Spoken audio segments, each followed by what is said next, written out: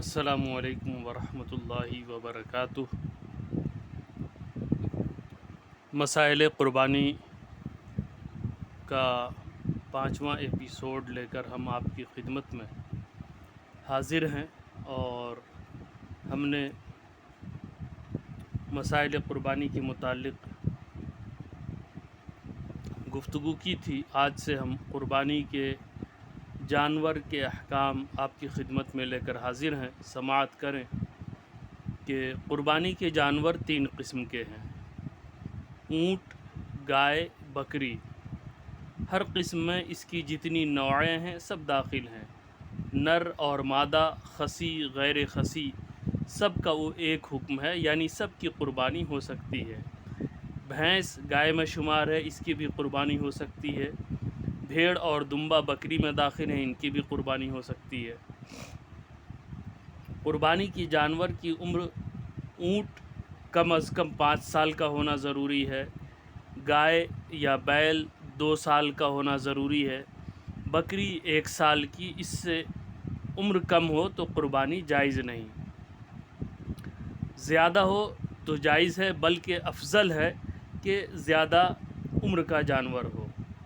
ہاں، دمبا یا بھیڑ کا 6 ماہ کا بچہ اگر اتنا بڑا ہو کہ دور سے دیکھنے میں سال بھر کا معلوم ہوتا ہو تو اس کی قربانی جائز ہے۔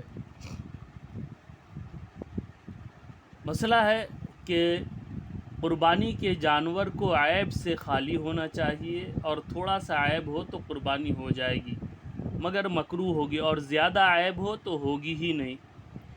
جس کے پیدائشی سینگ نہ ہو اس کی قربانی جائز ہے، اور اگر سینگ تھے مگر ٹوٹ گیا اور مینگ تک ٹوٹ گیا ہے تو ناجائز ہے، یعنی جڑ سے ٹوٹ گیا ہے تو ناجائز ہے۔ اس سے کم ٹوٹا تو قربانی جائز ہو جائے گی۔ جس جانور میں جنون ہے اور اس حد کا ہے کہ وہ جانور چرتا بھی نہیں ہے تو اس کی قربانی جائز نہیں ہے، اور اس حد کا نہیں ہے تو جائز ہے۔ خصی یعنی جس کے خصیے جسے کپورے کہتے ہیں نکال دیے گئے ہیں، یا محجوب یعنی جس کے خصیے اور عضو تناسل سب کاٹ لیے گئے ہوں، ان کی قربانی جائز ہے۔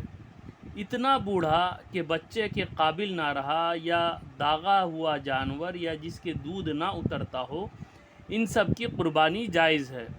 خارشی جانور کی بھی قربانی جائز ہے، جبکہ فربا ہو اور اتنا لاغر ہو کہ ہڈی میں مغز نہ رہا تو پھر اس کی قربانی جائز نہیں ہے۔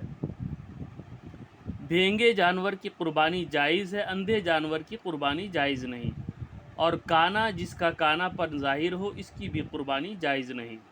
اتنا لاغر کہ جس کی ہڈیوں میں مغز نہ ہو، اور لنگڑا جو قربان گاہ تک اپنے پاؤں سے نہ جا سکے، اور اتنا بیمار کہ جس کی بیماری ظاہر ہو اور جس کے کان یا دم یا چکی کٹے ہوں، یعنی وہ عضو تہائی سے زیادہ کٹا ہو، ان سب کی قربانی ناجائز ہے۔ اور اگر کان یا دم یا چکی تہائی سے یا اس سے کم ہو تو پھر اس کی قربانی جائز ہے۔ جانور جس قیمت کا خریدا تھا اس وقت اس میں ایسا عیب نہ تھا جس کی وجہ سے قربانی ناجائز ہوتی، بعد میں وہ عیب پیدا ہو گیا تو اگر وہ شخص مالک نصاب ہے تو دوسرے جانور کی قربانی کرے، اور مالک نصاب نہیں تو اسی کی قربانی کر لے، جائز ہو جائے گی۔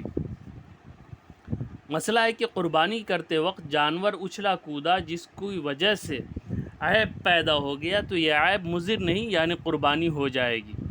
اور اگر اچھلنے کودنے سے عیب پیدا ہو گیا اور وہ چھوٹ کر بھاگ گیا اور فوراً پکڑ لایا گیا اور ذبح کر دیا گیا، جب بھی قربانی ہو جائے گی۔ قربانی کا جانور خریدا تھا، مر گیا تو غنی پر لازم ہے کہ دوسرے جانور کی قربانی کرے، اور فقیر کے ذمے دوسرا جانور واجب نہیں۔ اور اگر قربانی کا جانور گم ہو گیا یا چوری ہو گیا اور اس کی جگہ دوسرا جانور خرید لیا، اب وہ مل گیا تو غنی کو اختیار ہے کہ دونوں میں جس ایک کو چاہے قربانی کرے، اور فقیر پر واجب ہے کہ دونوں کی قربانی کرے۔ مگر غنی نے اگر پہلے جانور کی قربانی کی تو اگرچہ اس کی قیمت دوسرے سے کم ہو کوئی حرج نہیں، اور اگر دوسرے کی قربانی کی اور اس کی قیمت پہلے سے کم ہے تو جتنی کمی ہے اتنی رقم صدقہ کرے، ہاں اگر پہلے کو بھی قربان کر دیا تو اب وہ تصدق واجب نہیں رہا۔ اسی طرح مسئلہ ہے کہ 7 شخصوں نے قربانی کے لیے گائے خریدی تھی، ان میں ایک کا انتقال ہو گیا، اس کے ورثے نے شرکاء سے یہ کہہ دیا کہ تم اس گائے کو اپنی طرف سے اور اس کی طرف سے قربانی کرو، اور انہوں نے کر لی تو سب کی قربانیاں جائز ہیں، اور اگر بغیر اجازت ورثہ ان شرکاء نے کی تو کسی کی بھی قربانی جائز نہیں ہوگی۔ گائے کے شرکاء میں سے ایک کافر ہے یا ان میں سے ایک شخص کا مقصود قربانی نہیں بلکہ گوشت حاصل کرنا ہے تو کسی کی قربانی نہیں ہوئی، بلکہ اگر شرکاء میں سے کوئی غلام یا مدبر ہے جب بھی قربانی نہیں ہو سکتی، کیونکہ یہ لوگ اگر قربانی کی نیت بھی کریں تو نیت صحیح نہیں ہوگی۔ قربانی کے سب شرکاء کی نیت تقرب ہو، اس کا مطلب یہ ہے کہ کسی کا ارادہ گوشت کا نہ ہو کہ ہاں 10 کلو گوشت آنا چاہیے، مجھے 12 کلو آنا چاہیے، یہ ارادہ نہیں ہو، بلکہ سب کی تقرب کی نیت ہو، اور یہ ضروری نہیں کہ وہ تقرب ایک ہی قسم کا ہو، مثلا سب قربانی ہی کرنا چاہتے ہیں، اگر مختلف قسم کے تقرب ہوں تو وہ تقرب سب پر واجب ہو یا کسی پر واجب اور کسی پر واجب نہ ہو، ہر صورت میں قربانی جائز ہے۔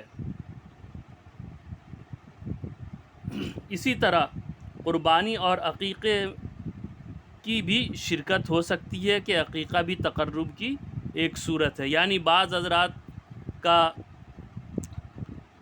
ارادہ ہو کہ ہم عید الاضحیٰ کی جو واجب قربانی ہے وہ کر رہے ہیں، اور کسی ایک کا ارادہ ہو کہ وہ عقیقہ کر رہا ہے، تو قربانی کے جانور میں عقیقے کا حصہ شریک کیا جا سکتا ہے۔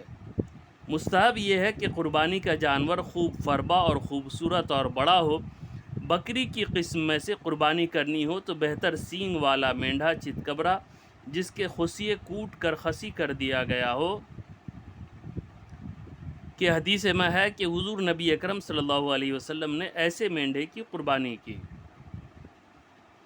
ذبح کرنے سے پہلے چھری کو تیز کر لیا جائے اور ذبح کے بعد جب تک جانور ٹھنڈا نہ ہو جائے، اس کے تمام اعضاء سے روح نکل نہ جائے، اس وقت تک ہاتھ پاؤں نہ کاٹیں اور نہ چمڑا اتاریں، کیونکہ عموماً ایسا ہوتا ہے کہ قصاب عجلت میں یہ کام کر دیتے ہیں کہ ابھی جانور تڑپ رہا ہوتا ہے اور چمڑا اس کا چرم اتارنا شروع کر دیتے ہیں، تو یہ بہتر نہیں ہے۔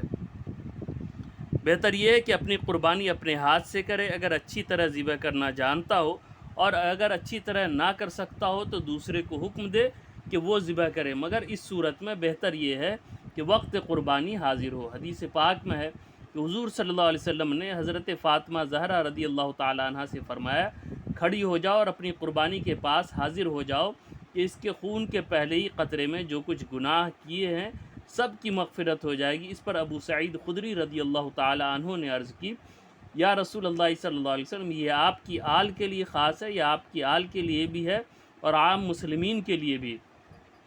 فرمایا کہ میری آل کے لیے بھی خاص ہے اور تمام مسلمین کے لیے بھی عام ہے۔ انشاءاللہ اس سلسلے میں ہم مزید مسائل لے کر کل آپ کی خدمت میں حاضر ہوں گے۔ السلام علیکم ورحمۃ اللہ وبرکاتہ۔